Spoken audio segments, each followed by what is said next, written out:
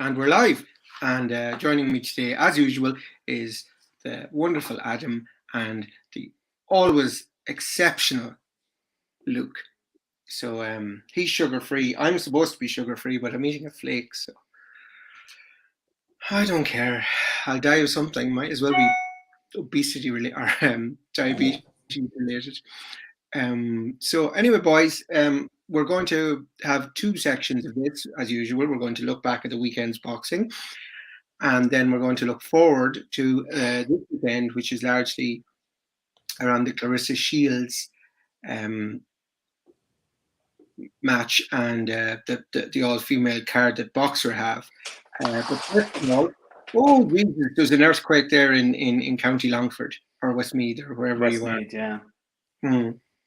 And our good friend Sport the Song has just come on, and he's just said, "Evening, gents." So evening, Sport the Song, and he's got a great podcast, so check that out.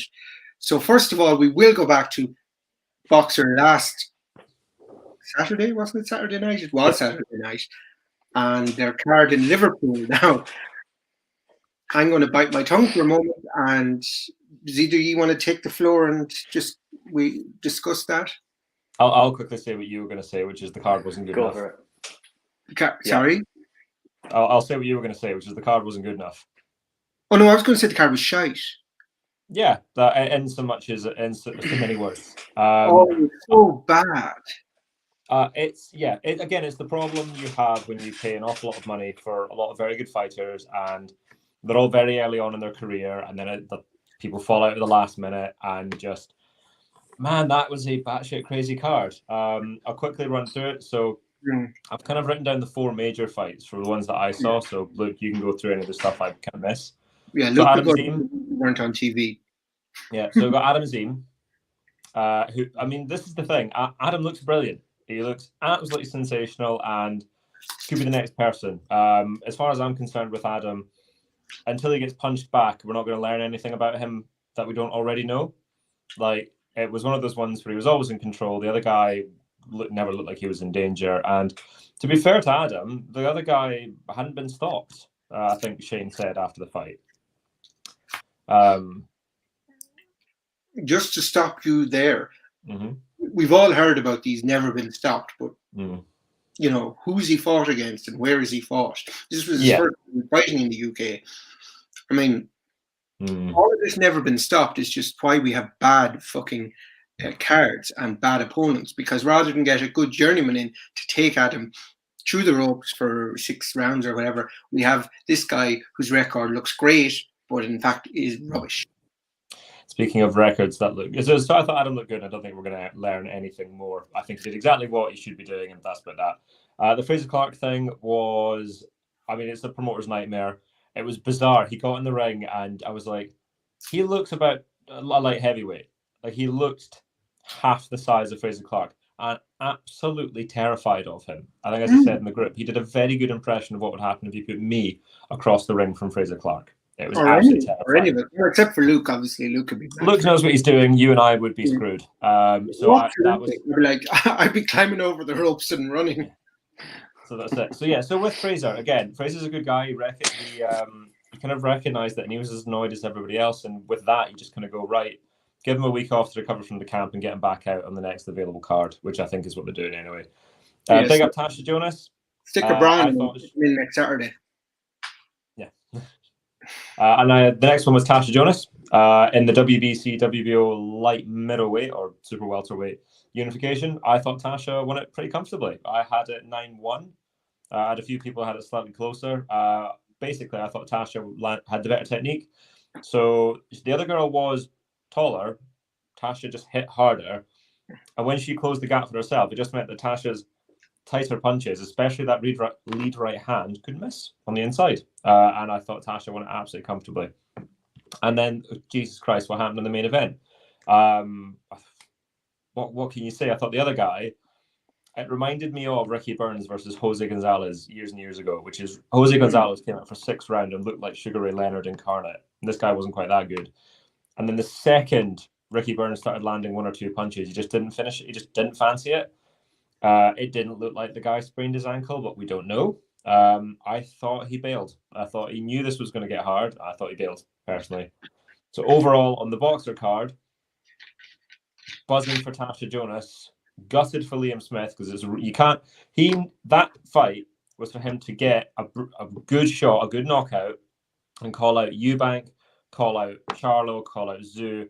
And it didn't happen because all anyone wanted to talk about was, Jesus Christ, what the hell happened? So it didn't work for Boxer. It didn't work for Liam Smith. They're now in a weird situation with what's going to happen. He ain't fighting Conor Benn if Conor Benn beats Chris Eubank. And I would be surprised if he fights Chris Eubank if Chris Eubank beats Conor Benn. It's one of those ones. It was a strange card. Grant. No, I thought that would put the spotlight on the person speaking. It doesn't. Mm-hmm. Anyway, so Luke, what was your thoughts on that boxer card? Yeah, pretty much the same. There wasn't much worth talking about otherwise, apart from Dan Aziz versus Shakan Peters for the British light heavyweight title, which is something we discussed there the other day in the light heavyweight episode. Why was that so early on the card? I don't know. I think it was in my opinion, it was to accommodate the stars that they paid a lot of money for. But it should have been probably just before the co-main event, if not the co-main event. It was a better matched fight than Tasha Jonas's fight was. And it was a good fight to watch. People were arguing Tasha Jonas should have been the main event because hers was for the title. Very, very strange, but anyway, people can say it's just how it falls, isn't it? But with Shakan Peters and Dan Aziz, I think Dan Aziz deserved to win the fight. I had a 7-5 to him. Yeah. It was a much closer fight than it needed to be for both men. And Peters could have made it an easy night for himself if he would learn how to throw a jab and a right hand. And Dan Aziz, if he learned how to fight halfway rather than in too close or out too far. Now, as I said, and I don't want to go on too much about the light heavyweight episode we did. People can watch it if they want, but Dan Aziz doesn't do anything great for me. He doesn't impress me in any area, really. His fitness is second to none. But apart from that, he doesn't really impress me in any area, and I don't think he's going to go much further than how he is now. And that's no slight on him. British title is a great achievement, and hopefully he wins it outright, and best of luck to him. But it was a good fight to watch, and definitely should have been a television fight and not a YouTube fight. That's for sure. Was that not the first television fight? No, it was on YouTube. You sure? But I watched it on YouTube anyways. It might have been the one where they cross it over, because there's a portion of the broadcast. Yeah, I don't think it was on Sky Main Event, but it was on Sky Action or something like that. Right. Yeah, well, I watched it on YouTube anyways. That's where I watched it. Yeah, to pick up on something. Sorry. Yeah. Just to pick on something you said, I totally agree. I thought watching the fight, Dan Aziz was closing the gap almost too much, so that when he got in, he was smothering his own work. And so when you were saying, like, if he punched in the middle and not quite so short, I totally agree. Yeah, he just maybe he feels safer there, but he's also not doing much work there either. So he needs to find that happy medium where he can get shots off and still use his defense. How's things, Marty? Yeah, Marty's 12 minutes late. I don't think you're 12 minutes late, Marty. We were 5. We were 5 minutes late. Yeah. Okay, then 8 minutes late. And then for Adam Aziz, it's like I said in the group chat, slow and steady wins the race for him. He's 20 years old. Just because he's so good doesn't mean he has to be bum rushed into stupid fights or fights too soon. Let him carry on. He's only 20. He's got time in his hands. And the slower he goes, the more momentum he'll build with a fan base. He's not going to build a fan base like that with quick flash knockout wins, or else he would already. The best thing to do is have a slow burn with him. Get him to 22, maybe 23, and then start looking at big titles. And he's well got that within his range. On the opposite end of the agenda, we've got Fraser Clark, who doesn't have time in his hands. Even though he's relatively young for a heavyweight, he needs to be moving quickly. I want to see him in against the Sokolowski next. Is it not for Sokolowski? No, definitely not. He's got that caliber behind him. He's got the WSB behind him. He's got sparring with nearly every top pro there is this side of the Atlantic. I think he's more than ready for the likes of Sokolowski. Would Ben Shalom risk him? I don't think it's too big a risk. I think with Sokolowski, if you watch them against Solomon Dakers, Clark's better than Dakers. And Dacre's is very good, but Clark was there. And Clark was 9-0 in the WBSS, or whatever the series was. If Clark can't beat Sokolowski now, he's not going to get to the levels he needs to get to in order to make it. It's the fight he needs. It's a yardstick. No, because that's one thing I was kind of saying, but then I'm like going, is that too soon? Because I mean, I defer to your knowledge on this, you know. But like, I mean, I was looking at too soon. If it's too soon now, it'll always be too soon for Fraser. Fair enough. Yeah. So it's kind of. I mean, he's 32. He's only a few months younger than Anthony Joshua. The phrase that springs to mind. He's just got to strike while the iron's hot, and just that's probably a better obviously it's flat right now because of the fella he fought there. I mean, 7-0. I don't know how. Well, I mean, you can always find 7 opponents. I think if you chopped off both my arms at the elbow, I don't think I'd be too worried about your man. Like, he was pathetic. He went down after getting hit on the arm, not even in the body. Like he 15.5 stone at 6'5". He could do it putting a couple of stone on. Do you know? Like, could you imagine him against even Alan Babbage? Like, virtually, they're a similar weight. Do you know what I mean? Like, it was just pathetic to watch, and he looked terrified. Like Adam said, he looked scared from the ring walk to the first bell to the last bell, and I think he was just glad to get out of there. He just wanted pain. Yeah, well, he shouldn't have got paid for that pathetic performance. Well, no, I'm sorry, but I mean, like, he's taking those risks. He's entitled to be paid. I mean, you know, like, there's employment law there for a reason. You can't just hold. Oh, there is, but if I go to work and don't do my job, I don't get paid. So. Well, where do you want that you don't? If you clock in and do fuck all day, they can't not pay you. You know what I mean, though. If I don't do my work, I don't have my job for long. Not really true. Well, if I went to my job and did that, I wouldn't get paid. You would. It takes a lot to get fired in the UK or Ireland. Now, maybe it'll change in the UK because Lee Trust's going to have a bonfire of employment. Do I sound like a Yorkshire man to you or something? No, I was general cringe from people that probably don't do very much in work anyway. Yeah. Other people, there are people. But no, look, he didn't go in there. As far as I'm concerned, he didn't go in there and do his job. That's what I'm trying to say. Well, I don't think the matchmaker did his job at all on Saturday. He's the one that has been modified. No, and that's Ben Shalom was put in a difficult position the other day. Ben Shalom's the promoter. He's not the matchmaker. Yeah, and that's what I mean. That's why I'm saying he's put in a difficult position because he's the face and he's the one who gets all the backlash for it. Yes, and stuff has to be and he said he was annoyed that he had to pay your man. You know that it cost him money to get him over.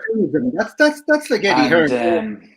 That's just throwing a cheap glib remark out to kind of say them. Oh well, I've paid for him, but I mean, you knew exactly what you were buying when you got it. I don't think he did. Well, then he didn't do his due diligence on him, so that's worse again. That wouldn't be the first time in boxing.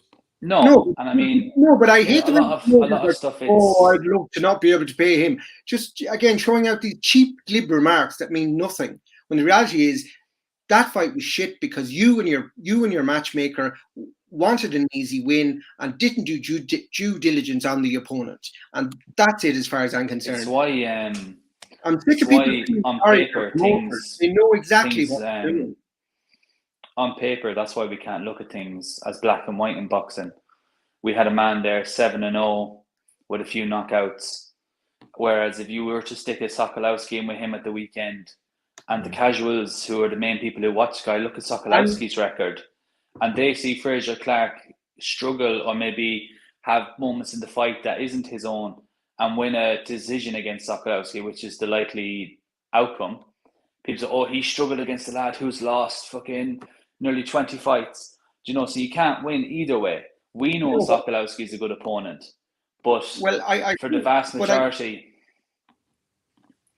it's hard because you're trying on paper to get a good record as well. Fight on Frank Warren's card, and it wasn't just boxing in the know guys that were annoyed. There was a lot of as people would call them, casual boxing viewers who were extremely annoyed at the result that night and felt the pole was robbed, which he was. Against Adelaide, absolutely. He lost that fight. but he was so bad at it and not realizing that he was handed the victory. And Frank Warren had to kind of make him go back out and say, "Oh yeah, we'll definitely give him a rematch and all this crap." Yeah, and look, he still maintains to this day. But look, I think for Fraser Clark, this is what I would do. If I was Fraser Clark, I would be wanting, and if I was Fraser Clark's manager, I would be wanting a Sokolowski type opponent next, if not Sokolowski himself. Then maybe a step further than Sokolowski, someone who's going to come and try and knock you out. Now maybe like that Larty lad. Do you remember the fellow who fought Dubois? Mm-hmm. He gets knocked out easy, but he also comes to try and knock you out. So that's also a good thing to deal with early on in your career. And then because of Fraser Clark's age and experience, I try and chuck him in with the winner of Gorman and Wardley. Absolutely. I think he'd be, especially Wardley, who, if Wardley beats Gorman, who out of athleticism, he probably should, even though Gorman is probably the better boxer. Wardley is just a better athlete, and I think he's more active, and I think he will win that Gorman fight. And he came off the white collar circuit, so Fraser Clark should be looking to eat him up all day long. And that could be a relatively simple way to a British title. Mm. And then all he's got to do is bide his time, then knock on the door for a world honour and see where he goes. He's only young in terms of a heavyweight, but he also can't be waiting around. With Natasha Jonas, it's interesting to see her up at light middleweight. I mean, you look at her and Terry Harper. Terry Harper seems to have settled into the weight so much. Just before you move on to that, just Sport of Song's just given his verdict there. He said the heavyweight division is dilutive quality. What you said is right. Fraser needs the bigger, better fights in stone. Yeah, I think we're all agreed on that. I would disagree slightly in dilutive quality. I think the heavyweight division is it a case that it's top heavy, not the right guys and complaining middle heavy. It's sorry. You think it's middle fringe heavy? It's fringe world level heavy. It's not. We're not bursting at the seams with Usyks and Furies. What we're bursting at the seams with is a lot of guys around the top. The guys you would call top 10, top 15 guys. And they're not fighting each other. So what we're not doing is like wheedling our way through this so that we're getting here 2 or 3 top level challengers. What we're getting is now 7 or 8 guys where we think, oh, he could fight for somebody or he could fight for somebody. Like the Hrgovic-Zhang fight was a really good example of 2 guys who are in around the top 10, top 15 need to be in that area. I think the interesting thing, very quickly before we go back to Tasha, with the Sokolowski fight for Fraser Clark, what it does is provide a very good marker, considering Sokolowski has very recently fought Jalolov, the guy who beat Clark in the Olympics. And he, for me, is the standard bearer for prospects coming through at this stage. And that's what I want to know. Very good. No, that's an excellent point, Adam. Sport Song is again, he's late to the dance, chuck him in at the top. I don't know what you mean by the top, but would you agree with the lads and me now? They've definitely. After Sokolowski, give him a top 20 opponent. Why not? Sokolowski should be next, rather than throwing him in at the top, as Sport Sang said. Anyway, let's quickly move on to Natasha Jonas, and then or Mexico. At 154, well, I don't even think she is 154 really.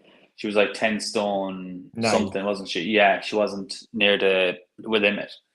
So she still has a bit of a punch.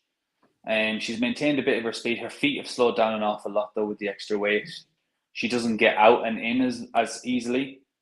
She was able to use that to her advantage because she was fighting a big girl on Saturday who was very natural at the weight. I think Terry Harper, though, just to use a comparison, I seen a picture of her either today or yesterday. I can't remember which. It's been a bit of a blur. But yeah, she looks to have settled into light middleweight very well. She's very lean and she looks very strong and athletic. She looks amazing in the picture. Yeah. I think it was today.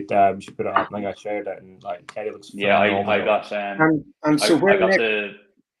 I got the booster vaccine there on Saturday, and I'm absolutely goosed since it. So it's been a bit of a blur the last couple of days. Yeah. But she looks amazing, anyways. And that's a fight we're going to see down the line. There's no 2 ways about that. Where next? Sorry, that's down the line. But where next? Who should Natasha's next opponent be? Terry Harper, if she beats Hannah Rankin. Yeah, that's the fight to make. If Tasha, if Terry beats Hannah, or if Hannah beats Terry, whichever. Anyway. Yeah, the winner of that, you got to see. Winner of that fight, because that's 3 belts. The only other thing she can do for Jonas is if Clarissa Shields beats Marshall, which we'll get to in a few minutes, she should call her out for a fight at 154. That's what I'd do if I was Natasha Jonas. I'd cash out and just try and fight Clarissa. That'd be what my strategy would be if Clarissa was to be victorious. And I was Natasha Jonas, I'd be ringside at the O2, I'd hop in the ring after and I'd challenge Clarissa at 154. And it's handy that they're both on the boxer banner. Exactly. So that's what I would do. But again, I'm not her. Right. I'm not Joe Gallagher. Not Clarissa. White is under the boxer banner. Yeah. Oh, she's worked with them before. It's easy made. Yeah. And then the main event, sure, what can you say? Like, I mean, we seen your man against Sam Eggington a few years ago. And look, if there's anything anyone knows about Sam Eggington, he blocks punches with his face. So if you've got a bit of a dig on you, you're going to beat Sam Eggington. Like Dennis Hogan should batter Sam Eggington now in a couple of months when they fight. If you were to put, I'll mention another Irishman, Spike O'Sullivan, who can really hit hard at light middleweight. If he fought Sam Eggington would get killed. Do you know, if you're a puncher, you're going to beat Sam Eggington because you're going to hit him. And that's what happened. He got caught cold against your man in the second round. Second. Yeah, and that was it. It was all over. Your man didn't even give himself that chance against Smith the other night because he tried to jab with Smith and he tried to stand off him and await his time when Smith wasn't going to give him the opportunity. And then in round three, when he used his own initiative, he actually landed a couple of punches on Smith. Now, the best punch he landed, so be it, was after the bell and seemed to annoy Smith rather than hurt him. And then Smith came out with bad intentions in the fourth and he didn't want to know. Now, initially, I thought it was water in the corner, but upon inspection, it didn't seem to be. And then your man went down, and in fairness, Smith risked a disqualification on the first knockdown. How did nobody? So I've got very, very quickly on this one. It's the second one. When he bends, his knee doesn't touch the ground. His knee doesn't touch the ground. Yeah, that's right. But on the first one, it did. It did, yeah. And the first one was like Roy Jones versus Montel Griffin. That's what I got flashbacks to. The very sad night for me when Roy Jones lost his O. Even though I was only a baby, as I grew up and found that out, it was very sad. And I remember watching that for the first time going, how the hell did that happen? Yeah, I was about 5 or 6 when I stumbled across it, and I was devastated. I must be 5 or 6 then. And I was about 1 year old when that happened. More likely. But so that was very reminiscent of that. His knee was on the floor, he hit him twice. But the second knockdown, his knee didn't touch the floor. And I was looking at that closely because I was like, that's not right. But your man quit. There's no other way around it, really, is there? There's nothing else you can say. What next? What next for Smith? He's already fought Sam Eggington, I think. Dennis Hogan. It'd have to be over here. Well, yeah, but I mean, I still think the Russian won. I watched that fight live, and I gave it to the Russian. I thought Smith won that fairly handily. I think Smith has had a good run of fights. So I agree with Luke. I thought Smith won that one. He beat Fowler. I thought it was 8-4 to Smith. Yeah, I actually had the same card. Okay, we watched.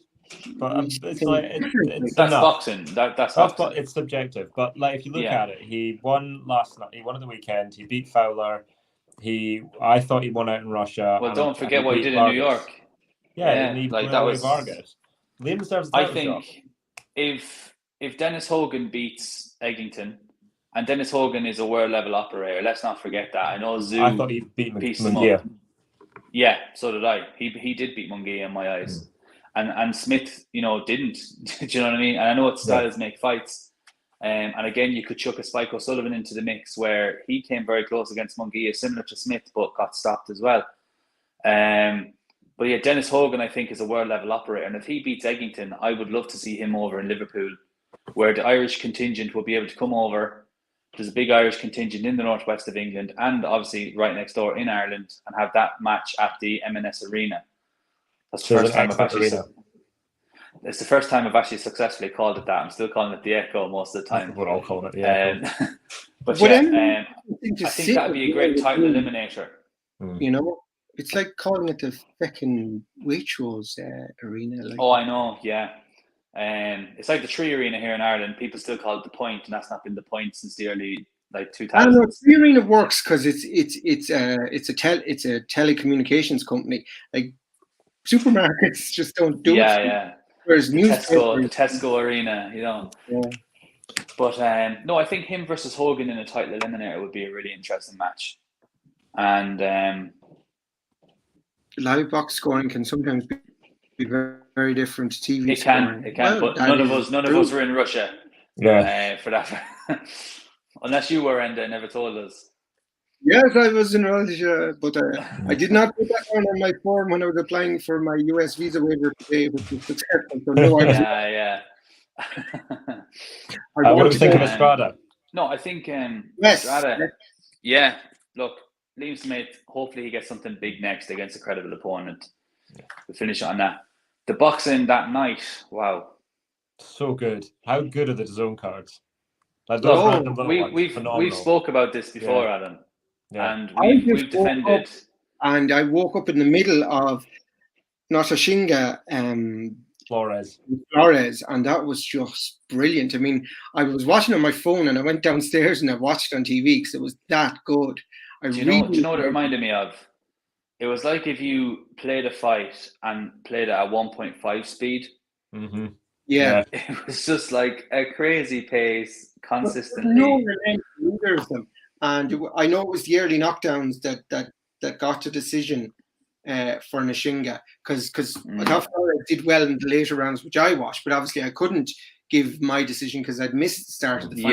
Yeah, that's fair. Like that's one. I mean, Batman Boxing. If anyone here is watching that, get onto his Telegram channel. He has all the fights, and that was just one I'm definitely going to watch over and over again because it was such a great fight. Like, I mean, we spoke about guys in Liverpool not giving anything, but these guys just left it all in the ring, and it was so good and it was so enjoyable. Now it was they punched until the last bell, which I love. Yeah, that's what I'm talking about. It's proper Rocky stuff, Yeah. And go on. Sorry, Adam. Yeah. What do you think of Natashinga versus Kawaguchi? The sad thing is that's a massive fight everywhere but America. Yeah. And I think it's a fantastic match. Kawaguchi, I think, might be a bit too big of a puncher. But I mean, I hadn't seen Natashinga before the other night. And no, I'd never heard either of them. And he really impressed me. Could he outwork him? Maybe, but could he weather the storm early? I don't know. Because I know he got a couple of knockdowns himself, but he doesn't look a massive puncher. I think they were like flash knockdowns, really. Yeah. Fast, not hard. Yeah. I think Kawaguchi would have to be the favourite going into that, don't you? Yeah, I agree. I think so. I just want to bring Natashinga's trainer, Colin Nathan, has been, I've been just reading about that, and everyone has been singing his praises, saying he's an absolute. He would be the trainer of the year if it was, more recognized outside of kind of the main pots. But obviously, I mean, like I saw his corner work there, and unlike the rubbish that was being fed to Joshua, I mean, he really kind of raised his man's game and upped him for the end of it. So, like, you guys, Colin Nathan, how do you find him? Or are you aware of him, or have you been aware of him? I found out about him at the weekend. Fair enough. Same as myself. Is he the same fella who trains Peter Yan in the UFC?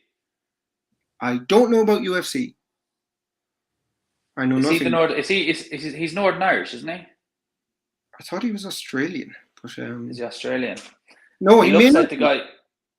He looks like the guy that trains Peter Yan. It could have been because it was 4 a.m. and I was tired. But I thought it was the same guy, but maybe it's not. But yeah, the corner work again, giving him solid advice, what he needed to be hearing. No bullshit. Like when we were talking the other day about the corner work. Colin Nathan is South African, so while he isn't typically, he's South African. Right. But yeah, excellent work. Regardless, And I was always reminded of, Emmanuel Stewart when Lewis was fighting Tyson. Yeah. You know, that classic, I know exactly the clip you mean. Yeah. So why can't the likes of Robert Garcia speak like that to Joshua? Is it an ego thing or what? I don't know if it's an ego thing. I don't know if it's a case of if Emmanuel Stewart, who's 5'6" and about 9 stone, can talk like that to Lennox Lewis, I think anyone should be able to talk like that to Anthony Joshua. Do you know what I mean? It's not like he was disrespecting Lennox Lewis the way he was talking to him. And again, at the weekend, it's not like he was disrespecting his fighter by telling him how it was. The one thing I would say is I think Anthony Joshua's mentality is very different to that of Lennox Lewis. Yeah. But it shouldn't make him immune. It shouldn't make him, immune to strong criticism. And as a fighter, not have the desired effect. Yeah, maybe not. But yeah, on Saturday night, it certainly had the effect because Natashinga had to really bite down in the later rounds because it was getting and it was getting tough. 9, 10, 11, 12, things were getting difficult, but you could see he was really, really gritting down, especially in 11 and 12 as the finish of 12. As the fight ended, they were both winging in punches, and I think he deservedly won. Very good. And then Sunday, did anyone watch the fights on Sunday? I only just watched the Ruiz Ortiz fight, but I didn't catch the rest of the card. Okay. I didn't. I was sleeping. I had to work on Monday, so I was like, I'm sure. Yeah. Well, it was funny because I said I'll see the knockout, but there was knockdown. No knockout. Yeah. Now, so what it was? It was exactly the fight. It kind of appeared to be on paper, which was really bizarre. So for all Andy Ruiz, really exciting when he throws his hand. He generally throws the least amount of punches around in the top end of the heavyweight division. Nobody throws less than Ruiz. It's all really explosive and then nothing. And obviously Ortiz is paw, big left hand. Yeah. And, which, to be fair, for a man that's 927 years old, that's still pretty bloody good. Imagine how good he was 20 years ago. Oh, man. Because this is a guy that was probably fighting Savon, for Athens, in the year 2000. It was Sydney not the year 2000. Yeah, sorry. Sydney was the year 2000. Athens was 04. He was probably around in 96. Don't worry about it. Yeah, exactly. Yeah, he was probably around then. I thought Ruiz deserved it. I thought he's got very fast hands. He's better at that weight. I will say he lost too much weight for the Areola fight. I think he's better when he's just about 270. I think that's around. Absolutely, I agree with you there. He looked at his best there. But he still doesn't throw enough punches. No. That's the thing. He needs to throw. If you're going to fight other guys, better guys, he needs to throw more punches. Can I just jump back one fight? Go for it. Because I did watch the card.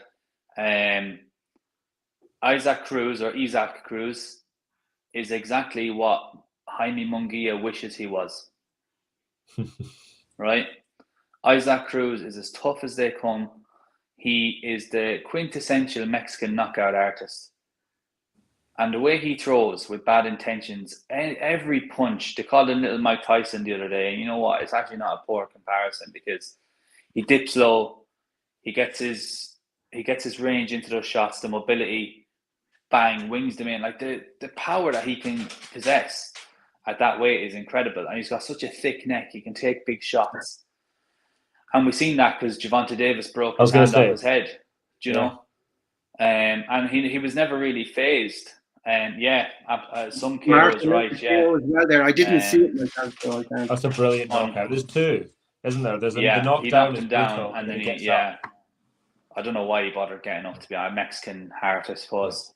What I loved was both the knockdowns and the knockout come in a very similar situation, which is when you're watching it, it looks like Cruz is about to throw a body shot. It looks like and he's throwing that. And he goes, oh, yes, I did see that. Because I was like, is that another thing? Yeah, he went low and then went high. Looked low, shoot high. And it was brilliant. It was a really good shot. That's the Hillary Clinton. Gervonta Davis. Yeah. Gervonta Davis and what's his name? Ryan Garcia have been hinting at fighting each other in December. Personally, I don't think that's going to happen. Don't think anyone thinks that's going to happen. I think that's one of the mythical December bouts. It's not going to happen. I think Cruz would happily fight either of them in December. I'd rather see Cruz fight Garcia than Tank again. Yeah, fair enough. Yeah, because it's something new, isn't it? Yeah, that's I think bad intentions and Cruz's punches. With Davis needs that fight. Like, I love Tank as a fighter, but if he doesn't fight somebody now, you just lose interest. I lose interest because he's not. The email title holder. Garcia has 2 good wins and now needs a title shot. That's the level Garcia's at, right? Yeah. Which he's not going to get. That's a separate issue. Davis is a proper world champion at 1 weight. I'm not having this 3-weight bullshit. He's a proper world champion at 1 weight. Yeah. He needs to be hit. The onus is now on him. He needs to fight a big fight. And I don't think it's going to happen. I think there's someone Colbert or something. Do you know what's so ironic is Gervonta Davis needed Luke Campbell when Garcia fought. Yeah, exactly. Never mind. Right? That's who it should have been. Luke Campbell versus Tank, not Luke Campbell versus Garcia. And the same way when Haney fought Linares, Tank could have been doing with fighting a Linares. Yeah, but we all know these progression fights that the other fighters have had is what Tank's been missing. Yeah, but Tank was able to fight Pedraza, right? Who many thought would beat Tank. Tank was able to fight him due to size, power, and athleticism. Right? Those are the 3 things that beat Pedraza that night. Pedraza's proven himself before and after the Tank fight, right? That win against Pedraza gets better and better every year for Gervonta Davis. And then that's his legitimate title, by the way, that Adam was talking about, for anyone who doesn't know. The rest, bullshit.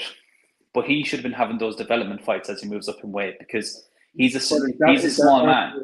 He's got a big build, but he's only a small man. Motor, Mr. Floyd Money 140 is his ceiling. You know, he can't go up to 147 and mix it with Jaron Ennis and the likes of them. No way. Like, even, dare I say it, like a Conor Benn might be too much physically for Gervonta Davis. Skills-wise, Gervonta should punch his face in, but size does matter when you get somewhere, you know what I mean? And 140 is his ceiling, so he needs to start fighting guys. And Garcia, Garcia's probably moving up to 140 now as well. They need to fight at some stage. There's such a division there, and all of them should be fighting soon, hopefully. But onto the main event then. Ruiz, like you say with Ruiz, he's not active enough, but when he is active, my God, is he one of the most impressive punchers on the planet, because they come hard and they come fast and they come in bunches. Like we showed against everyone he's fought, really, apart from Joshua in the second fight. But every other fight, we know what Ruiz brings. And what I like about Ruiz is, even though he's very sporadic, you don't actually know when he's going to punch. Because he's always feinting, he's always doing this, always. And then all of a sudden it's boom. So it comes in the feint. So he lulls you into a false sense of security, kind of the way Ortiz paused with the jab. He lulls you into that false sense of security. Oh, it's just a jab, it's nothing. Then bang, the left hand comes. He lulls you into a false sense of security because he's only messing around. He's doing this. He's only moving his head and his shoulders. Next thing you know, 5 or 6 punches are flying at you off a 19-stone guy. And it caught Ruiz on the hop every time. Ruiz wasn't expecting it. Now, his punch resistance is smashed. I think Deontay Wilder took that out of him, though, as he would against anyone. And I think maybe another fight next for Ruiz before Wilder. I don't want to see them fight next. It's happening. I think it probably is. Yeah. And you know what? That's what the noise is. That's where all the noise is going. Yeah. I will say, if he looks bad against Helenius, then you might hear a change of the winds. Like, I would love nothing more than for someone to announce White versus Ruiz in the O2 Arena. Because that is a hell of a scrap. Yeah. Or even, dare I say it, like Ruiz Chisora. I think Ruiz would chin him, but that's some fight while it lasts. And I think Ruiz has got those exciting nights in him. And I think if he wasn't so hungry after winning the belts, like he didn't have that hunger really Well, is he going to have the hunger? Is he going to have that metaphorical hunger if Wilder chins him? No. Is that going to be? Yeah. I think he retires if Wilder chins him. I agree. I don't think it's. We were talking about Anthony Joshua last week, whether he wants it or not. We didn't necessarily agree on that. I think it's fairly unanimous that I don't think Ruiz will want it if Wilder chins him. But I want to see what Wilder has left against Helenius, because that's not a pick 'em. Like that's. It's not a pick 'em fight. Yeah, that's designed for Wilder to look good. But physically, if Fury's taken something from him, that becomes an uncomfortable night. And it's a eliminator semi-final. It's been declared now. But standard shit, isn't it? Like Jesus They're Christ. all semi-finals. Let's be serious. Until Wilder gets it. Song Road to Nowhere. Yeah. You know, I'm interested to see though what Wilder weighs, because his legs are about my forearm. I'm not even joking. Like, it's actually scary to look at them and to think how he generates that power that he generates. And also, speaking of power, I just want to say rest in peace to the greatest heavyweight puncher of all time in Ernie Shavers. Absolutely. You know, I always bang on about his power and that punch against Larry Holmes, which is one of the reasons I have Larry Holmes up there as the greatest heavyweight of all time. Larry Holmes fan, so. And that, you know, that's the greatest punch to not knock someone out. Shavers was amazing, and I just want to say rest in peace to him, because I absolutely adored his fights. And if you haven't watched them, make sure to do, because he was fantastic. Not that it's a good thing, obviously, when people die, but the thing is, and it's often said, especially in Ireland, is people wait for people to die before they, you know, say nice things about them and grace them. Yeah, eulogize about true crime that him and Foreman never fought. Oh my God, that would have been really. I would have watched that 2 weeks ago. Yeah. Never mind. Mind. You know. 40 years ago. That's. Foreman did say like was too old at that point, and that's why he didn't fight. What's mad is Ron Lyle, right, who went life and death with Foreman, said he wasn't even close to Shavers in power. Said he wasn't even close. Like, that's terrifying to think about. Like, do you know? Like you got like Shavers, Joe Louis, Liston, and maybe Wilder. I say maybe Wilder because he's not fought the type of guys that. Well, I think Wilder, it's kind of like the one-eyed man in the land of the blind. You know, I'm not sure if it's actually comparable, but only because it's relatively comparable. Yeah, I mean, just the way I've seen people fall though with Wilder, you know, like Brazil, Spilka, Fury, even, you know, like he's made people have fits on the ground. He can obviously punch very, very hard. Oh, yeah, no, but yeah, like I think Wilder Ruiz is probably feasibly next, and that's what PBC want, and it's the winner fights for the undisputed fight. You know, that's probably what it's going to be. But yeah, Ruiz was impressive. Speaking of legs, Ruiz's legs are monstrous. He looks like he has the legs of a strong man, and there's no wonder he can put such power into such multiple punches. Now we're moving on to next week, because I'm actually really looking forward to this card. Yeah, because I'm just giving you a heads up. It's now 12 minutes. Yeah, I'm not going to go to the gym because I'm wrecked. I'm going straight to bed after this. That's all right. So let's go on to the weekend's action. We have America's Clarissa Shields against bloody hell, Savannah Marshall. England's Savannah Marshall. Or I was going to say Newcastle. I didn't know whether, but obviously because America now said England. Yeah. But it's been fairly divided on this. Who picks whom? And I've had a few people throw me out. People in the comments. So guys, I'm going to let you have it. Take the floor. If you want to take if you have opposing views, it'd be cool to know that. What your actual prediction is, I'll tell you mine at the end. But I think you know it anyway. I'm going to guess we don't have opposing views. I think we agree on this. Okay, I'll let you go first. You don't agree with what I do? Enda knows mine. Oh, does he? I don't know. I don't know what either of you think. Okay, well then Adam, you go first, because then we're all in agreement otherwise, I think. I will give you my prediction and then my reasons why. I think Clarissa Shields wins points. I think for me, so I'm a huge Savannah fan, and Savannah's one of those rare things in boxing where she can punch. She can legitimately punch. But Clarissa she doesn't fight necessarily like Floyd, right? But for me, you're not going to be able to outbox Clarissa for 10 rounds. What she's achieved is incredible. 2 Olympic gold medals, undisputed. This will be her 3rd time as undisputed. She's got such a good combination of head movement, feet, and hands. They're very fast. I don't think Savannah's going to be able to outbox her. I think Clarissa will be able to close the gap because of the way Hannah throws the jab. Sorry, not Hannah, Savannah. It's not a bang, it's a flick, and then over comes the right hand, and then round comes the left hook. I think Clarissa will be able to close that gap, and she'll throw her punches and bunches, and then she'll get off and move, and that is generally the way that she will fight. For me, what this fight rides on is Marshall's got to be able to hurt Clarissa. If Marshall can't hurt Shields, I find it very difficult to see how she wins. Shields does not get to where she got to by being chinny. And I think a lot of this people are talking about Marshall wiping Shields out with one punch. It might happen. I would be very surprised if it does happen. And my only other and slightly more controversial point on this is Savannah, every time, especially in the amateurs, it came to the fight. So if we ignore the Shields win, when it came to the Worlds, when it came to the Olympics, when it came to the big ones, she froze. And I haven't seen, she hasn't had that fight again in the pros. She might have got over it. She might have matured, as everybody can. I haven't seen it yet.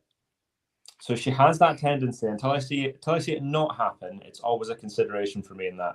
So for me, the money on this fight would be Shields points. Okay. Just before Luke gives his view there, Xander's come in and said Michigan's Clarissa Shields against Newcastle's Savannah Marshall. Well, I would disagree there because that would be Tyneside Savannah Marshall versus Michigan's Clarissa Shields because Michigan's a state, it's not a city. She's Flint, isn't she? She's Grand Rapids. Yeah. Oh, Flint against Flint. Yeah. It's I'd rather drink the Flint water. Yeah. So yeah, what do you think? Luke, it's the floor. I can't disagree with anything Adam said, but I do think Marshall's going to pull it off at the weekend. Nice. I said this on the Quick Predict with yourself and Joe a few months ago as well, Enda. I think Marshall's going to do it. I think Clarissa is as good as you say, and if I was a betting man, I'd say we'd go Clarissa on points because the 2-minute rounds, 10 rounds only. It's not a lot of time to track someone down and knock someone out. And I hate the 2-minute rounds in the women's game. I think it should be 3 minutes. It would make for a much better sport, I think.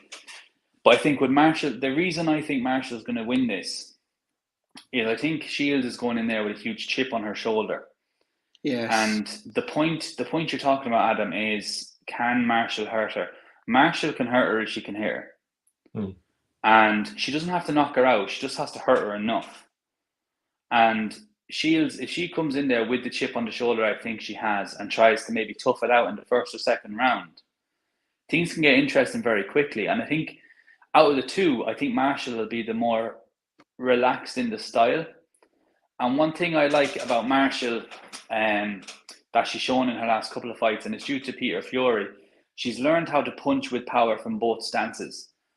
And she's learned how to do the lovely shift that Golovkin can do, where she punches through with a jab. It soon becomes to a southpaw left hand, which allows for the orthodox right hand, which allows again for a southpaw left hand. And something Duran was good at. Yeah, Duran was very good at it too. And against a slick mover like Shields, it's much easier to cut someone off when you're punching across yourself, but following through with the feet. And because of the length she's got as well, I think she will be able to make that ring quite small for Clarissa at times.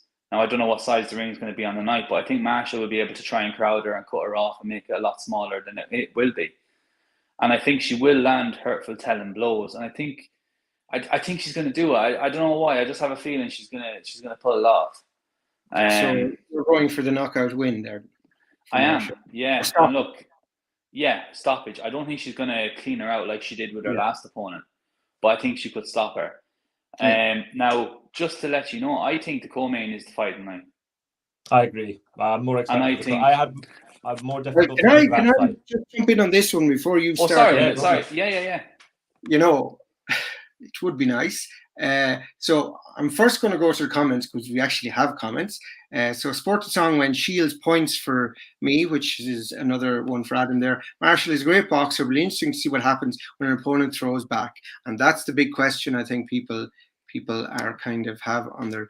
And then Xander said, feel that Shields will have enough to win here. Marshall will hurt her at times, but Clarissa will outbox her. It will be a good bout though. And just with those two lads, Stephen McGurr also went with Marshall on points. He messaged me on Twitter today. He said anything could happen in fights, but I'm going Shields on points. And funnily enough, and I've been saying it all week, so I'm not changing my mind in that respect. And I don't know, did I say Marshall would win here? You didn't. No, that's all right. You said Shields, yeah. Yeah, I still think Shields is just going to be head and shoulders above her. The opponents that Marshall, you need to get rid of that patio furniture. I kicked the table. You can keep the table because the table don't squeak. Now I've lost my train of thought. The opponents that Savannah Marshall has fought are not of the caliber of Clarissa Shields. And as Adam had pointed out, that when push came to shove, winning those medals, winning those world titles at the amateur level, just Savannah didn't turn up. And will she turn up the weekend? I mean, she's got that one amateur bout that Sky are making hay with. But at the end of the day, will that be enough? I don't know.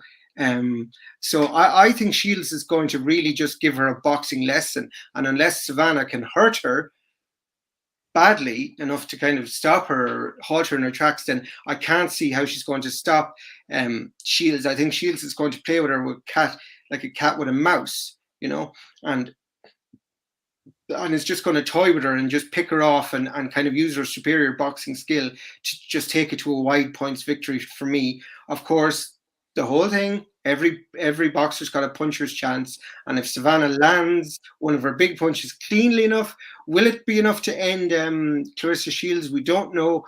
But that's all Savannah can kind of hope for, I would say.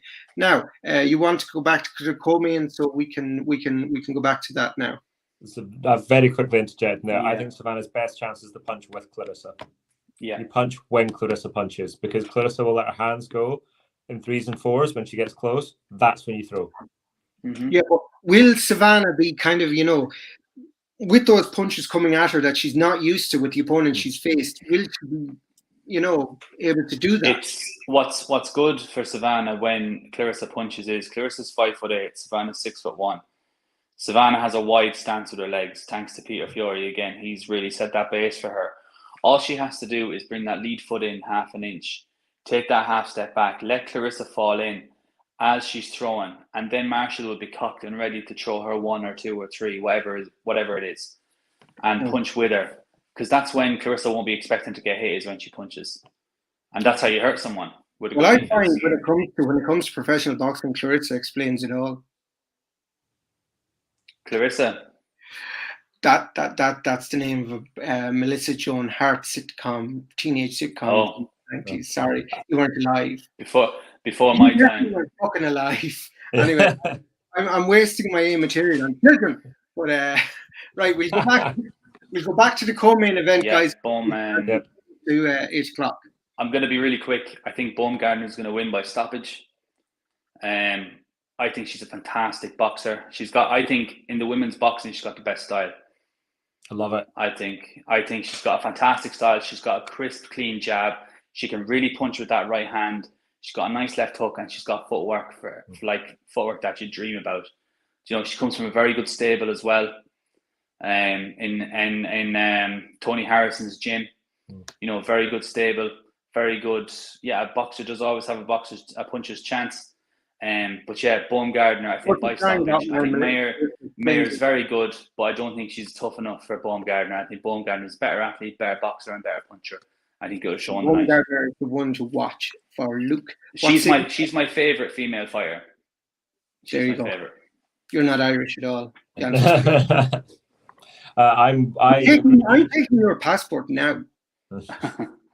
I am also picking Bumgardner. I expect it to be points though.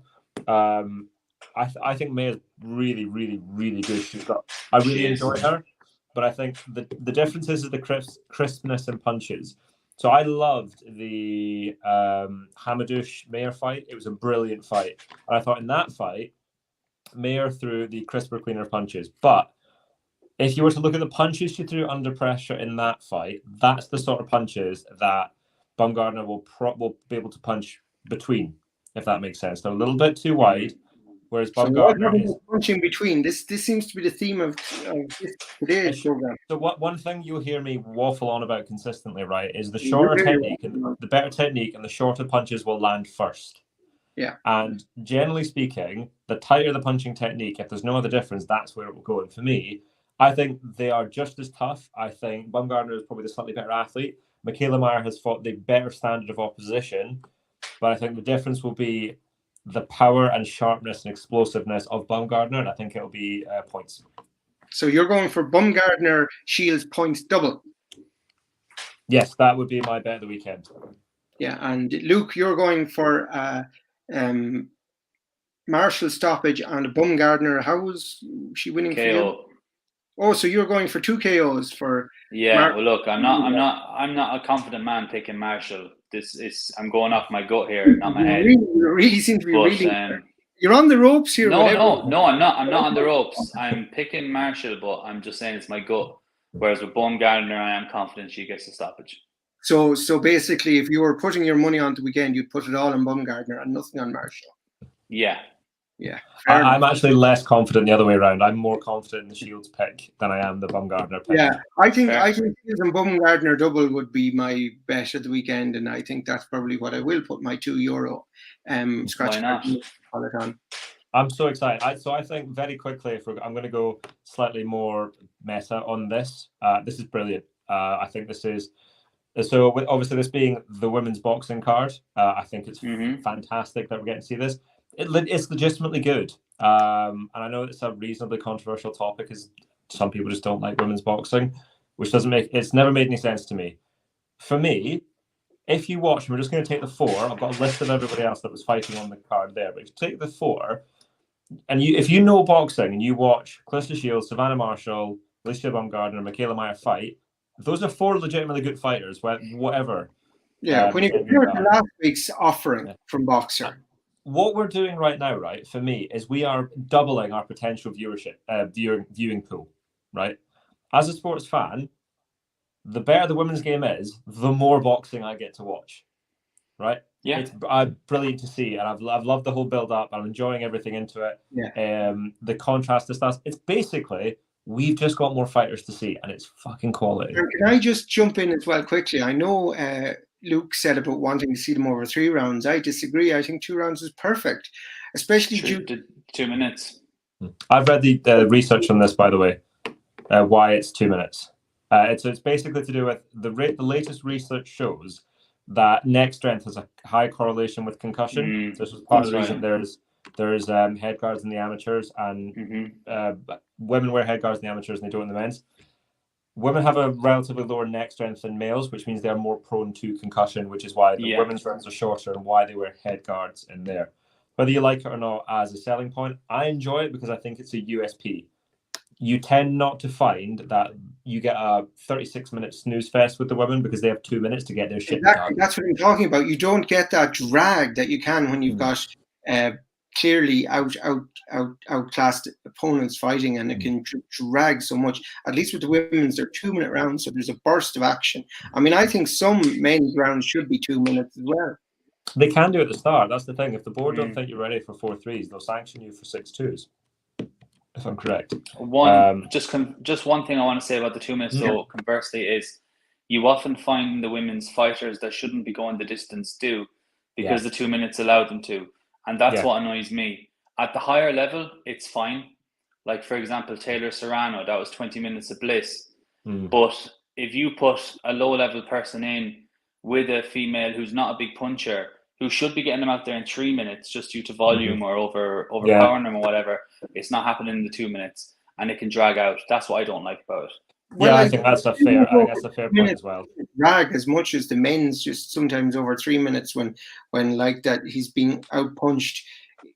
I find that to be worse. But given the lack of depth in women's boxing, I think 2 minutes suits it in the vast majority of fights. This card will go a long way to start solving that problem. The simple reason for the lack of depth in women's boxing is just numbers, right? Yeah. There's just not as many women do it. Therefore, the jump in quality is bigger. This card, this exposureship, will make that difference. And it's cards like that will make the difference so that in 10 years' time, we're not going, you're fighting 3 times and then, right, you've got to fight for a title because it's bugger all people. Very quick point, because I know that we're now around that magic hour mark, and this is a fun debate that everyone has. Are we in agreement that the 2 best fighters in women's is Katie Taylor and Clarissa Shields? Yes. Yeah. Yep. Who do you have as one? Who's 1? Who's 2? Katie's number 1 for me. Well, I mean, I'd be biased and I'd say Katie's number 1 for me as well. However, Clarissa Shields has every claim to it, if you know what I mean. I think after Katie beating Amanda, I think that's the I think that really kind of when she had a few dodgy fights there earlier, you could have seen, right, she's not number 1 anymore. But then that comeback against Serrano, no. Men wouldn't do what she did. Like I was saying, cover up, hold her, spoil for a while. No, she went toe to toe and she said, "I'm going to punch you back," and that I agree then with Luke. That's for me is why she's still my number 1. As Blondie. I agree as well. I also think it's to do with the quality. We were talking about the lack of depth, right? But the actual quality exists around lightweight for women. Yeah, exactly. Whereas the way Clarissa fights, there's not the same quality. Let's be real, right? You look at Ireland. Kelly Harrington could fight for a world title tomorrow. Yep. Amy Broadhurst could fight for a world title next week. Yep. Aoife and Lisa O'Rourke could both probably fight for European titles if they turn pro. There's some real talent. Now, I know Aoife and Lisa are up at middleweight, but Kelly and Amy could both make lightweight. They could be in with a world title contention soon. Well, I don't. You look at the visions on turning pro. No, but she could, is what I'm saying. Yeah. I'm only talking hypothetically here. Yeah. You're looking at the women that signed by Boxer. That are all going to be on. Well, in fairness, Christy, my favorite boxer is Baumgartner in the women, so it's actually not Katie, but I do think Katie's the best. But yeah, like. That's who I know from the Irish scene. I don't know who's around the world at those weights for the women. But there's 2 women there that could be in contention next week if they turn pro. That's how much talent there is waiting to enter. Like they're waiting in the wings. In Ireland, because they're winning the world titles. I mean, how did you? But anyway, more of my I think TV license money, so I don't care. Like I'm saying, there's a lot of talent that we're going to see on Saturday night. And as well, like on the undercard, you got Caroline Dubois, you got Lauren Price, you've got who's your favorite? My favorite out of the bottom ones. Yeah. Oh, definitely Caroline. Really? Caroline. I'm not bought on Caroline, but maybe that's just me. Caroline's special. If I was her way, I wouldn't want to fight her. Anyway, she can fucking punch hard. Just to read a few comments before we go, because we are definitely over time now. Xander, I like Baumgartner, up-and-coming talent, looks terrific shape. The contest to look forward to. I think everyone's agreed on that now. To call, but if I had to, I think Michaela Myler on her work rate. There you go. Right. That's from the Hamadouche fight. If you watch the Hamadouche fight, which you should, by the way, it's absolutely incredible. They just don't stop. But I don't know Xander's nationality, but he says Katie's a legend. And Marty Mack, who I'm fairly sure has gone for 3 Irish. Yeah, he's in there. There's 3 Irishmen. So I'm going to shout out my favourite on the undercard, which is Caroline Artingstall. She was my favourite coming out of the Olympics. Price is special. Dubois is special. Is she Price's partner? Am I thinking of the right girl? Yes, that's the girl. And I have a lovely photograph of them. You do. From the... I really enjoy Karis's style. I think it's brilliant. She's got such a phenomenal front hand for a southpaw. Like they've all got really good backhands. Her lead hand is great. I think she'll be one that will start to get some stoppages, and she'll be an exciting one to look forward. And just a shout out for a girl who's probably not going to make it to world level, but is an exciting fighter, is Ebony Jones. Yeah, who's on the undercard. I like her style. She's a come forward fighter. She throws punches in bunches, and she got a nice style to watch. Look, Saturday night. I look forward to reviewing this. I can't make out that flag. No, it's black. I was like, black is it Cornwall? Is he being, or is it like a pirate flag that just didn't work? A Jolly Roger. Yeah, I look forward to reviewing this. What's your nationality there, Xander? Like a good boy. So next weekend, when we do the review for this, when are you flying out? Oh yes. I'm not flying until Friday morning. Right. Okay. So we'll be able to do this, and you'll still be with us. Oh yeah, and then I'm flying back on Sunday morning, so I'll be able to. Well, it'll probably be Tuesday. I reckon it'll be the better bet because mad in the head. Yeah, that's nuts. I'm man on Monday, but I will still be in work. But you'll be way more tired than I am right now, and I'm ready to drop. So, well, I'm ready to drop too. But yeah, no, that I still can't believe it's like next weekend. I mean, it's 14 days away. It's odd, right? I know fight week's going to be huge, but I don't feel any buzz for this fight whatsoever yet. No. But it'll kick into gear like that. The boys will. So we have a common St. Andrews flag. So we've a common ally there for Adam. So we've two Scots in the room. So he's over the river from me. So I'm in Dundee at the minute. I thought St. Andrews was just a Scottish flag. Or was that St. Andrews College he was talking about? I have no idea. If it's St. Andrews as in the St. Andrews that everyone knows from the golf, he's literally just over the river from me, enjoying the thunderstorms as well. Oh, very good. And you've also got a new Prime Minister today, Congratulations. Don't. We'll stay away from politics on this channel. Yeah, absolutely not. You do whatever I say to my channel. You could have been free of this, but you didn't. Anyway, on that wonderful controversial note, we're going to let it go. So we'll see you next week for the big preview for the big fight, which is Canelo Golovkin 3, and the wonderful undercard. There's an absolutely savage undercard. Yeah. On that show, and I'm really that's going to take us hours. Yes, so we might have to have a set review. Bring your popcorn for the next one, boys. Yeah. Absolutely. Right, guys, that's been a great review there and a great preview to the women's fight this weekend. I'm really looking forward to it, and then I'm going to start packing for Las Vegas. So on that note, thank you very much and good evening. Enjoy, guys. See you next week, boys. Cheers.